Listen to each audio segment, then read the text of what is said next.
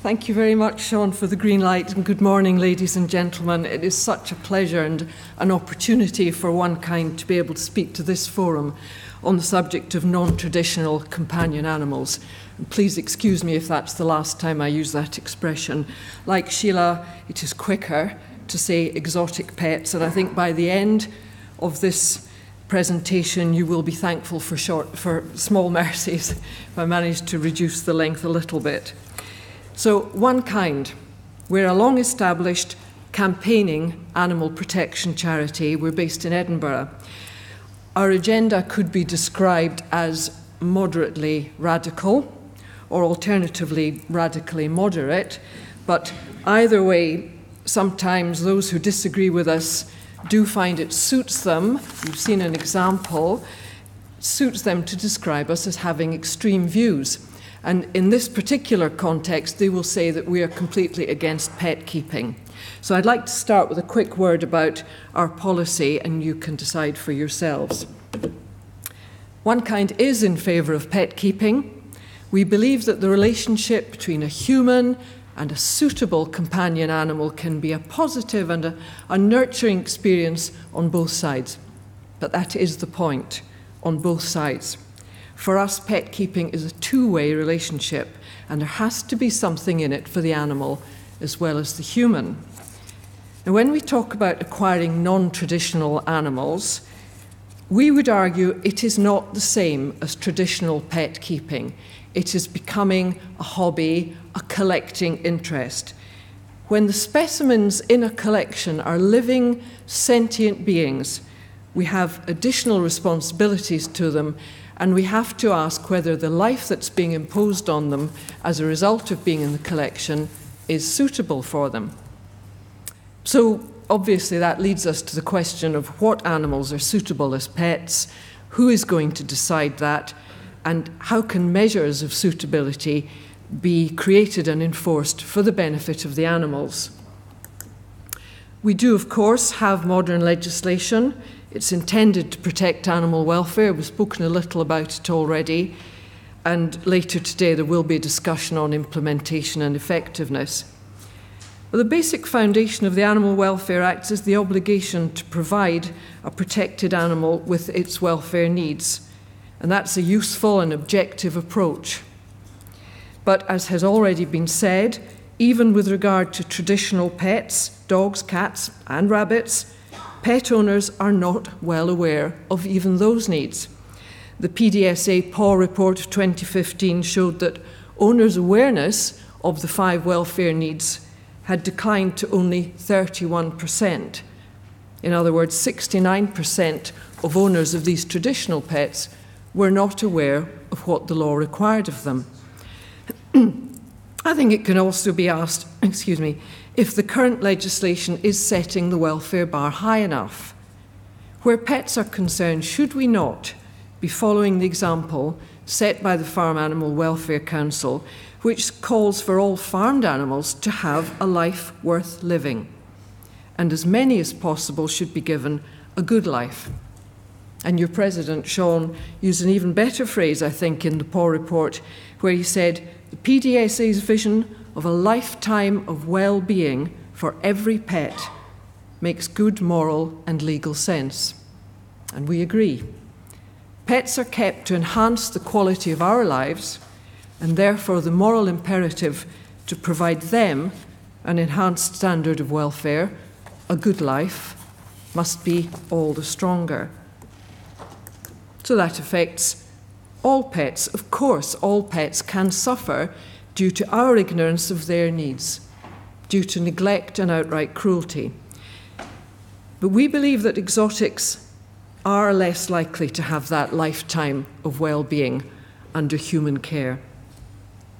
Firstly, many exotics are peculiarly vulnerable because so many of them are fundamentally unsuited to life as pets. These are wild animals living in captivity. Many of them endure boredom, psychological deprivation. They're denied the companionship of their own species and access to their natural wild environments. They're animals from other climate zones. They have special requirements for humidity, temperature, They have complex social structures. Their owners may not anticipate their need for movement, their day and night rhythms, their seasonal rhythms, their life expectancy, and how big they're going to grow. I mean, think how often you've seen an advertisement for an iguana advertised for sale because it's simply got too big for the family home and often too aggressive for the owners. Or think of the abnormal behaviours commonly exhibited by animals from primates to parrots: pacing, head twisting, teeth grinding, obsessive grooming, looping. These are not signs of well-being. It's concerning too that Sheila has also said we don't even know how many exotics there are in the UK. How can we quantify this problem when the numbers are simply unknown? For example, estimates of the reptiles and amphibians kept as pets vary from 1.3 million to up to 7 million. How can we address the problem when we don't know how big it is? Many of the species sold in pet shops are exotics.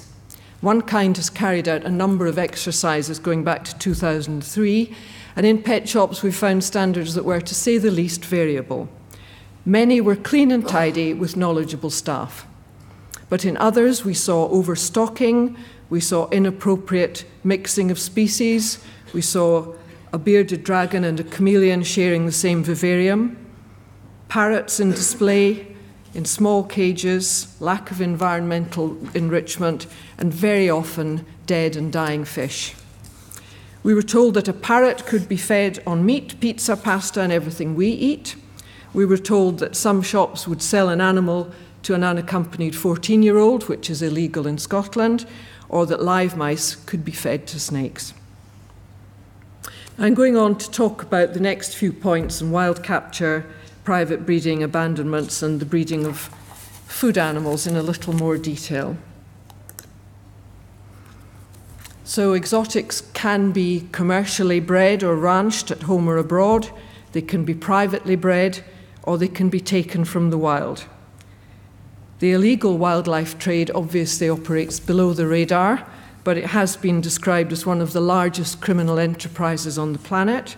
It ranks alongside drug trade, arms dealing, and human trafficking in terms of profits, between $8 and $10 billion a year. And Europe is a major market for the exotic trade, some of it illegal.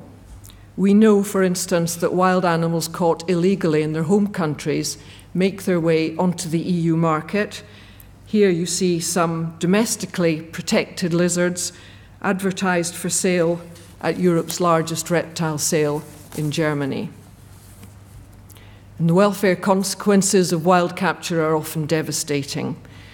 Researchers at Oxford University, Sandra Baker et al., wrote a review of the trade a couple of years ago, and they said, as soon as a wild animal is captured alive and removed from its environment, its welfare will suffer.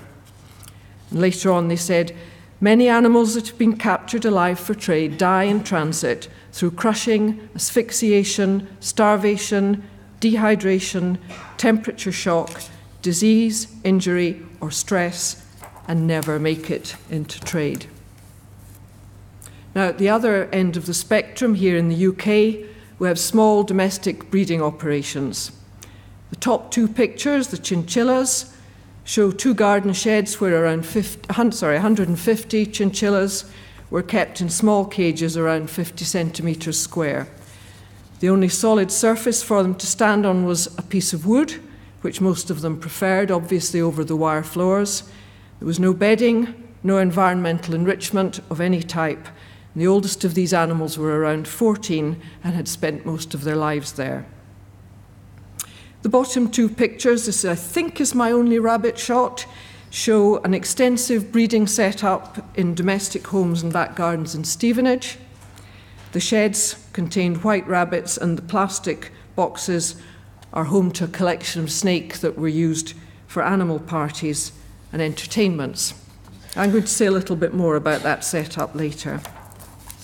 But this private breeding is allied to online sales, Research into internet sales on just 6 of the classified websites by Blue Cross and Born Free found that at any one time there were around 25,000 advertisements for exotic pets. 52% of these were reptiles. We at OneKind have recently replicated this study with a focus on Scotland. We found hundreds of advertisements. These are just a few of the examples that we've found, all rather sad stories. So the macaw, shown in this very small cage, being rehomed because the nephew is afraid of her. The macaw eating a pie, well, it is Scottish, just over a year old, obviously needs a bit more company. And the iguana, whose vivarium was made out of an old walk-in wardrobe. But he's easy to look after. Exotic pets are also sold on the retailers' websites, on reptile forums, and on Facebook pages. And we heard recently at the EFRA committee that Gumtree had identified at least 930 closed Facebook sites that were selling exotics. We simply don't know what's going on there. So abandonments, this is obviously a growing phenomenon. They're easy to abandon, particularly vulnerable. They're quiet and portable, and this can happen. They can just be dumped. These are a few very typical examples of animals, mainly from Scotland. Anaconda found on an Edinburgh street.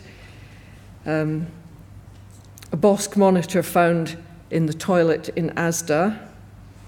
And the bottom one, the 5 bearded dragons, is a particularly sad story. They were bought by a couple in Hampshire, 5 bearded dragons who thought they would be easy to keep. They lost interest in them. They left them in the garage. Eventually they thought they were dead, so they put them in bin bags and dumped them, but they weren't dead. 3 of them did survive, and the RSPCA said that this was one of the worst cases they'd ever seen. Of course, there's another dimension when non-native species are abandoned. Around 80 alien terrestrial vertebrate species are known to have become established in Europe due to the trade in wild pets. Very often it's the animals who pay the price because they become a nuisance, they threaten our biodiversity, and the usual response is to cull them. That picture of the raccoon is an animal currently evading the law in the Highlands of Scotland, thought to have come from a private home or a collection.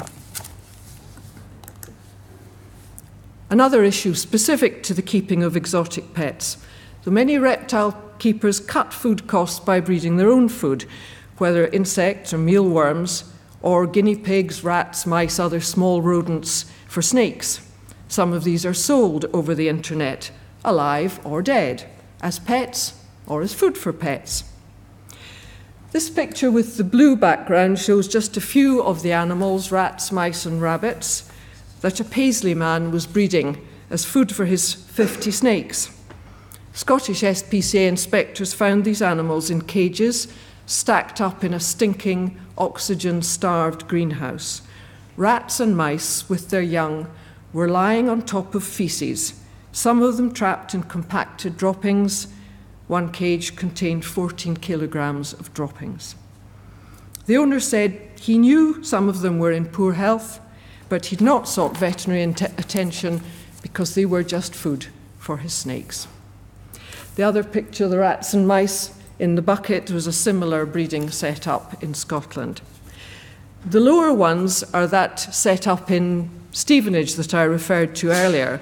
So a much better organised operation, hundreds of rats and mice in laboratory-style racks. The fancy mice would be sold as pets, the white mice and the rats would be killed for reptile food. One of the partners was a gas engineer, so he killed the rodents using CO2 gas and a plastic box as a chamber. The pinkies, the newborns, were placed in a freezer to be killed. The snakes that you saw in the laundry room a few slides back were bred for sale, but mainly for the travelling party business. In addition to these and the rats and mice, the 3 partners had hamsters, gerbils, guinea pigs, rabbits, dart frogs, arachnids, tortoises, various dragons, geckos, finches, and exotic birds. And they were planning to expand. These were being advertised on Pre-Loved, which was how we came across them. So couple of individual animals. We always talk about the sentient individual. So this is Phaedra. She was a Philippine sailfin dragon. I believe that's a very rare lizard.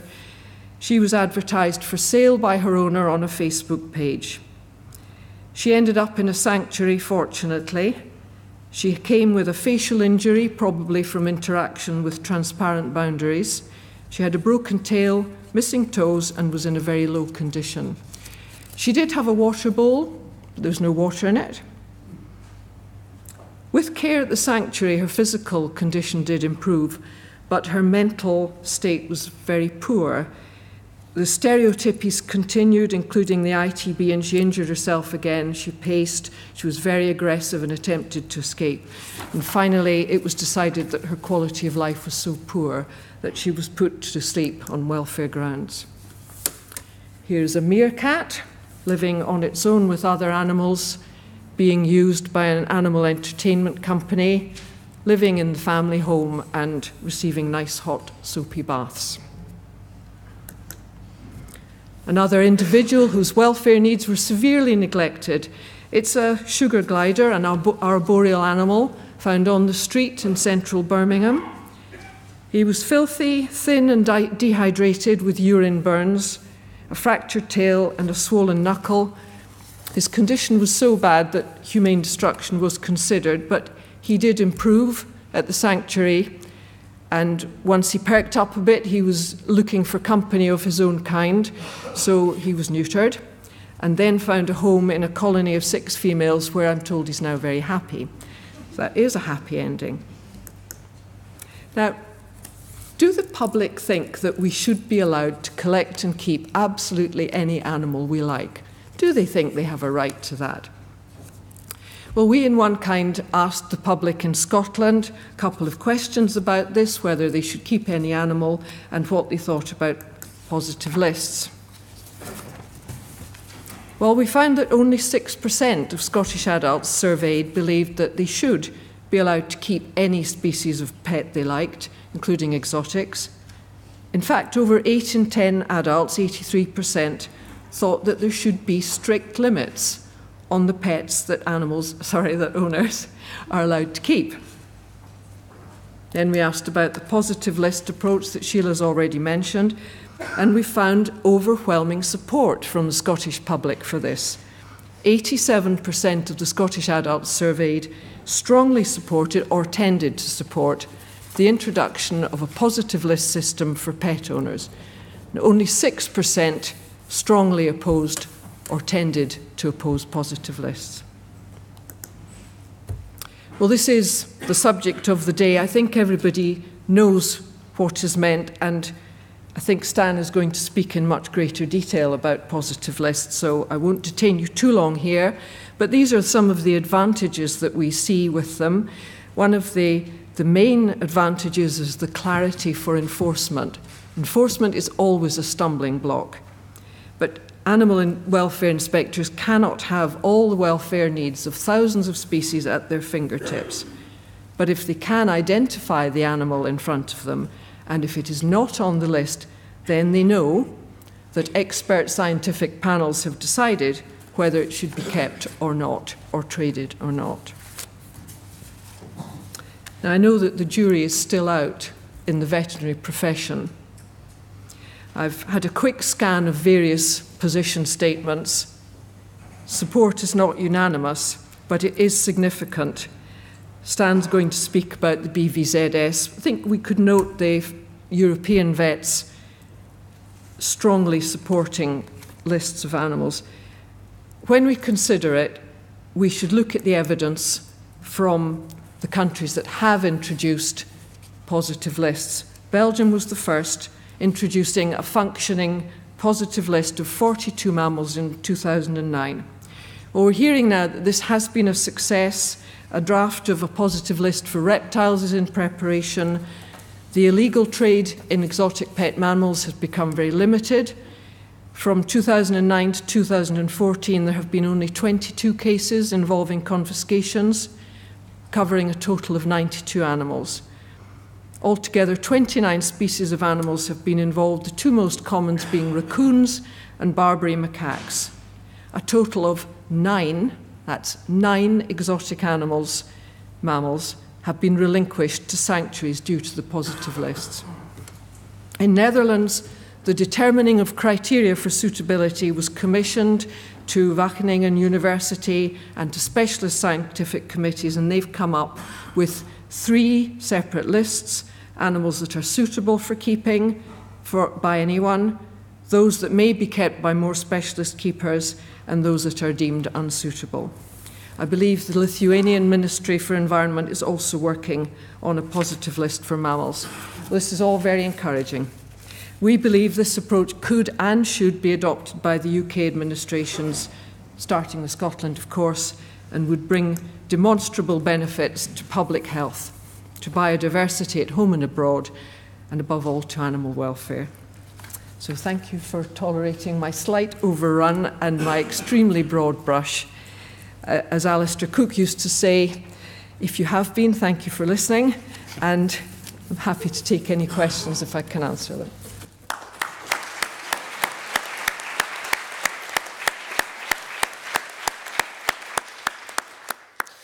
Thank you, Libby, for another clear and conscience-pricking presentation.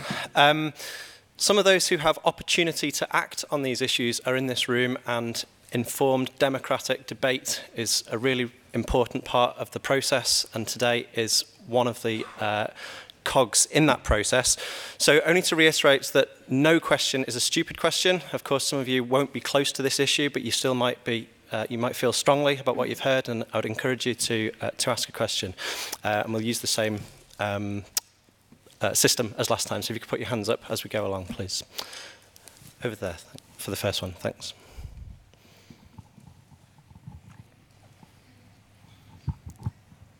Hi, my name is Kimberly Wells. I'm the Senior Animal Welfare Advisor at the Brook. I really enjoyed your presentation, and I guess, if anything, it's more a comment which might stimulate debate in the group afterwards.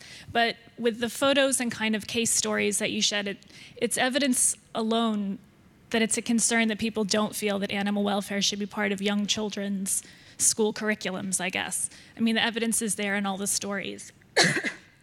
So I guess between people here who are in the group, how many people are probably making a case within student educational forums that it should be part of it? And should we be making more efforts, I guess, to do that, to stop some of the stories that you've presented today?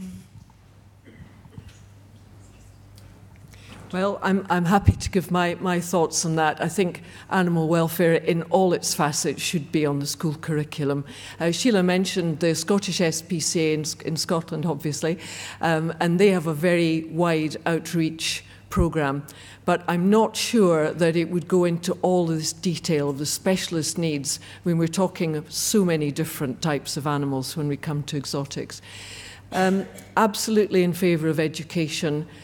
We simply feel that an enforceable, simple approach to legislation is what's required for demand reduction and for a preventative approach, because this is a growing phenomenon. It's not going to stop. Yeah, and then do we have someone after Martin that we can send the next microphone to? Okay. Hello there. 2 people today have mentioned that they think that bans don't work. I think it was Polly Taylor over there, and she cited the case of drink driving, and I think Sheila sort of obliquely referred to it in the form of speeding. Obviously, people do drink drive and people do speed, but both of those bans have actually been extremely effective in saving lives, which is actually the point of the ban. And it's a very common belief among vets that bans don't work because, oh, well, people will still keep the animal. But if they keep the animals much less in poor welfare, then the ban works. So I just want to sort of dispel that myth that bans don't work. They actually work extremely well. And that's why there are so many laws. That's what laws are for. A lot of laws are, in fact, bans. Thank you, Martin. Do you want to respond to that, Libby? Or? Yeah, yes, I think people saying that bans don't work, I don't think that's confined to vets. Well, I think we often hear that. And a lot of what I showed, those individual cases, they were illegal. So we have legislation to cover that, and it's fair to say that this still goes on. people will always neglect or misunderstand or be outright cruel to animals, which is obviously banned. But the advantage of defining those animals according to their health needs, their welfare needs, their risks to humans, their risks to biodiversity, is that it's a preventative approach, and we can stop more animals coming into this trade and this hobby of keeping exotics. It has to be allied with education, but I feel that legislation, whether you call it a ban or whether you call it defining what's allowed, it's two sides of the same coin, really, isn't it? Well, it certainly is, and I'm sure, as Stan will mention, you can have a positive list and then have a traffic light list within the animals on the positive list. So those systems are compatible. Sorry, Martin. Yes, I've absolutely no problem with a traffic light list. As I said, in the Netherlands, there are 3 different lists, but I think it's whether it is by regulation or whether it's voluntary involving the trade, and I feel that ship has sailed. Sheila, did you want to comment on that at all? If I said bans don't work, that wasn't quite what I meant to say. Bans don't work alone. They need to be enforced. They need people to take them seriously. People don't drink drive because they know that if they're caught, they will lose their licence. They don't speed because they're worried about points in their licence. So it's not as simple as just banning something and people will do it. You need the enforcement, and that was what the point about fixed penalties was. It can be difficult to get enforcement through the courts as is, because the courts are very busy like everybody else and don't necessarily have the time to focus on things that they don't feel are as important as other crimes. There's another big advantage to regulations to law, you see, is that people grow up with those laws, and when they're grown up, they just see that as the norm. Okay, thank you. We'll move on. So, one there, then one here, then one there, and then one there. Thanks, Sean. Paula. Paula Boyden, Dogs Trust, so forgive me for speaking out of species. We currently chair the Pet Advertising Advisory Group, and I know both Libby and Sheila have touched on the online sale and accessibility of these various species. I think this is an area where we do need legislation. What PARG has achieved is working with a number of engaged websites who have subscribed to the minimum standards which are endorsed by DEFRA. However, we've got to a bit of a plateau now. We can't go any further, and I think if we push those engaged sites any further, they're going to walk away, and we're going to be left with the unengaged sites, and certainly things such as the closed groups, Facebook and the such like. It's a massive issue, and just to touch on another point that Libby made, we don't know the scale of the problem, and I think with my cat and dog hat on, we're talking about perhaps anybody who's selling a cat or dog should at least be registered, and perhaps that ought to be extended to anybody selling an animal online, so you've got that traceability. I'll give you an example from my world. There's just been an EU study on the trade in cats and dogs across the EU. Traces data, which is the official data, suggests there's 20,000 transactions each year. That study estimated 46,000 transactions every month, so you're talking 20,000 versus 5.5 million. So we need to understand the scale of the problem as well.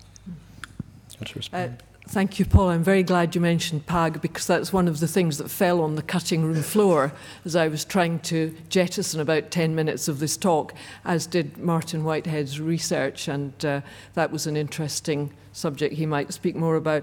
But yes, I mean, PAG has done a great job in bringing the classified websites on side.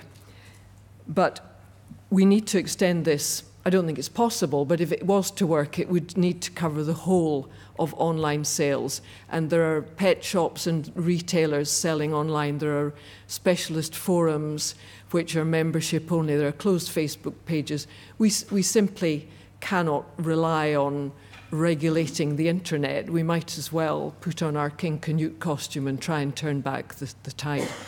So coming back to positive lists, it's not the only solution. It would need to be a combination of solutions, along with the good work of PAG and others. but I do feel it's an essential component because it's simple and it's enforceable.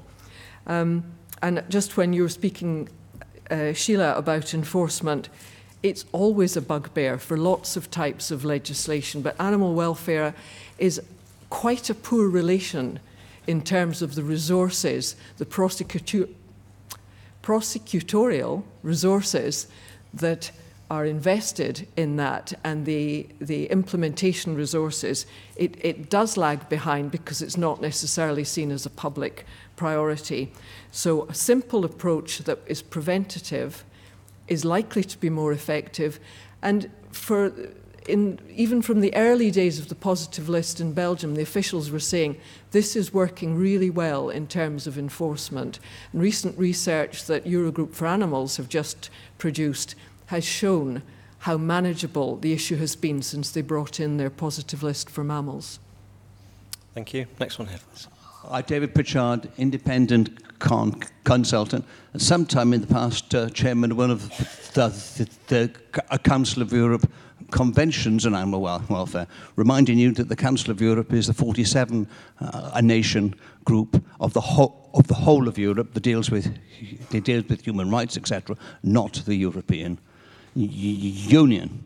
But I would just like to give a historical perspective, because why is it that Belgium and Netherlands and Germany and Austria have a positive list and have a more advanced approach to this than the United Kingdom has? And I would put to you it's because they signed the Council of Europe Convention on the Welfare of Pets, which is now some 3 decades old. And in fact, the head of animal welfare in Denmark, who's largely responsible for the positive list, was vice chairman of the Pet Convention. And that's why it happened. Now, the British government, in its wisdom, has never chosen to sign that convention, although we were enormously active in the production of it. And I think if you look at that convention, you will see all the principles which there are now. The focus on if you keep pets, you have to cater for their needs. But in particular, there is a section on the keeping of animals from the wild, and the fact that the convention bans the taking of animals from the wild for use as pets. And that is, I think, a very good basis on which to start. And then it also has a section on which animals are suitable for keeping as pets. So the principles are all there, and it just needs to be re-looked at and re-examined, rather than try to reinvent the wheel, which is what lots of people like to do in government. And I speak from over 40 years' experience. Thank you. Thank you, David. I should give an opportunity to any of our speakers that want to respond on that convention. Sheila? No? Okay, just point well made. Yeah, okay. Libby, do you have a strong view on whether we ought to be acting on the Council of Europe Convention? I certainly agree that we should have signed the convention for this reason and many others. I think that's a very, very good point, David. I think when we're talking about legislation, and I'm just going slight tangent here, but obviously there is a school of thought that says they should all be done at EU level. And I wouldn't particularly disagree with that either, but it is a domestic competence, and I think we would make progress faster if we focus on Scotland. Okay. Next up, please. Hi, Vicky Betton from PDSA. Just following on from comments about education and the school curriculum, been very interested to see that raised a couple of times. And there was a comment earlier about it being difficult to educate on the thousands of species that are kept. And that's absolutely right. And what PDSA helped to found the Animal Welfare Education Alliance, which has been referenced previously, to speak to government about the concept of whether we could look at animal welfare on the curriculum. And the Animal Welfare Act gives us a fantastic framework with the 5 welfare needs of animals to be able to engage young people with understanding what welfare means.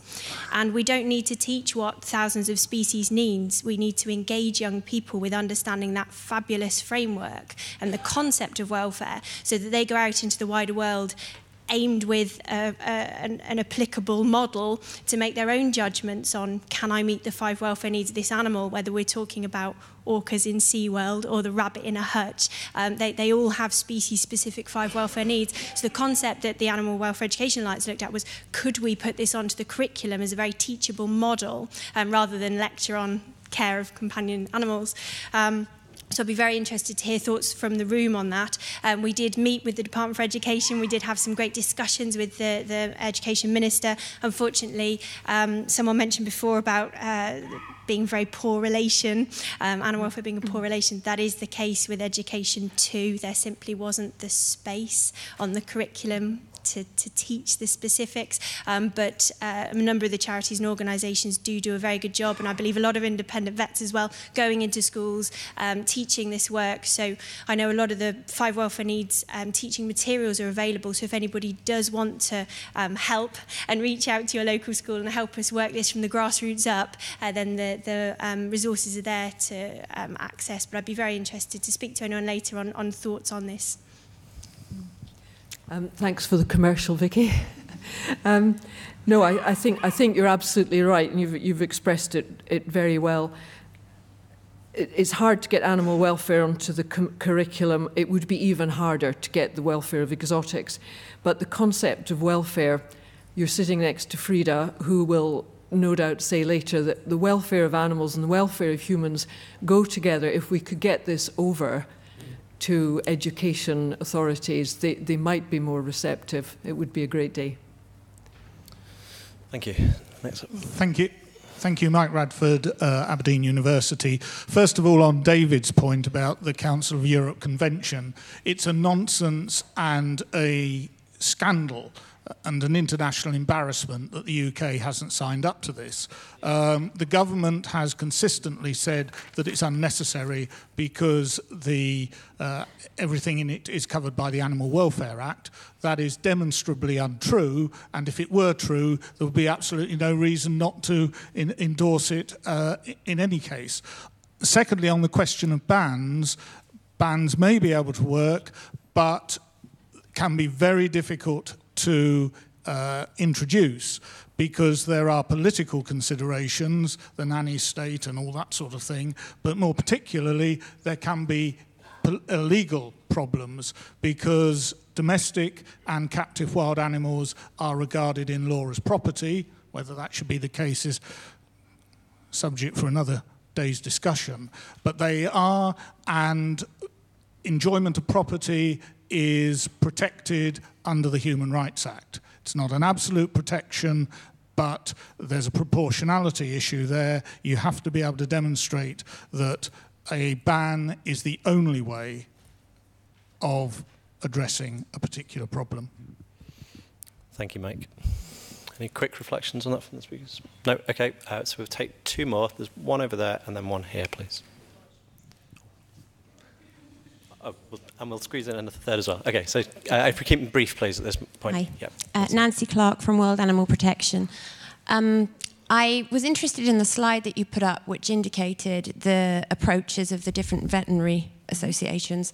And I'm a huge believer in the capacity of the vet profession to show leadership in animal welfare. But I just wondered how concerned I might need to be or not about the degree of consensus that can be reached amongst different veterinary associations on this issue.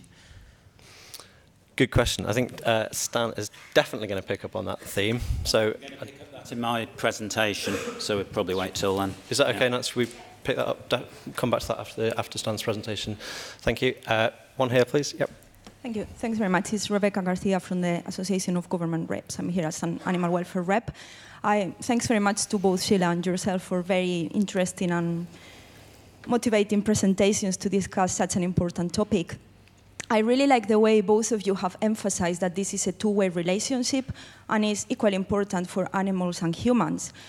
I was pretty shocked, as I expect many of us here were, about some of the case studies you've shown with really poor animal welfare problems.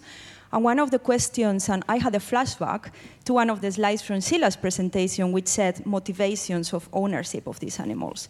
And then I really wondered, I know everything about the story of these animals, their poor welfare.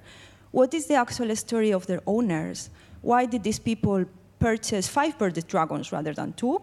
Why did they do that? And who sold them to them? What was the story behind them? And then I kept trying to think of this human story and why it happened. And then I thought, how can we try and change attitudes? And then very recently, I attended a conference, which was actually nothing to do with this job. It was to do with fitness instructors and Pilates and how Public Health England is actually motivating people to move more, trying to improve health within the human population. And I came across a really interesting poster about storytelling and how they are trying to use storytelling to improve public health in humans. And I thought, actually, could we do a story about the 5 little birdie dragons that ended up in a bin? And could that be written down as a story and used as an educational tool in a different way? And could we use that type of resources to try to change attitudes and to actually reach to people which are really the ones causing this problem? So just a question whether you see that some of these case studies could be turned into stories to actually educate the public and bring out the human aspects of it. Mm. Well, again, I can't disagree. It wouldn't really be for me to speculate on the motivations of owners, but they're just people like all of us. Very often, I think they're given to understand they're easy to keep. I know one of my sons was desperate for a gecko, but being hard-hearted, I refused that. My other son, once he was married, got 2 terrapins, and I said, have you learned nothing from living with me all these years? There's so many ways I could tell you that's the case, but these terrapins went back to the shop because they were sick. I don't suppose they survived, but they were sick little animals. So, you know, these were individuals who'd been brought up in an atmosphere where we talked about animal welfare from time to time, and the story that these animals are easy to keep, they're quiet, they're portable, they don't need to be taken for walks, they don't bark all day if you leave them at home. So people want that connection, very understandably, with a companion animal, and they believe that this is a suitable one. And so many of us believe that they're not suitable. As for bearded dragons, the abandonment stories, every other one is a bearded dragon. I don't know how they get out or why people go off them, but they're so commonly found. Thank you, Libby. Last one from the top, please. Thanks, Sean. Anthony Chadwick from the webinar vet. Whilst you've been on, Libby, I've been able to almost buy a blue ringneck parakeet for £150, and I just think it's ridiculous that we have these sites. Obviously, Sean and others were very successful in banning wild captured birds. How long will it be before we can ban all wild captured trade?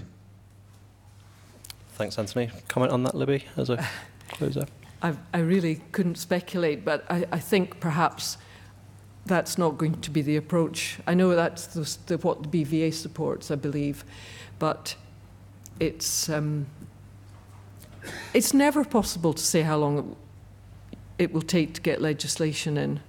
Again, it could be part of the mix, because as you rightly say, Anthony, it's very pressing, and we could have done a whole session on the welfare issues surrounding wild capture, transport, mortality, and the lack of consideration given to welfare in all the research that's been done on it. And yet what there is has shown very severe problems.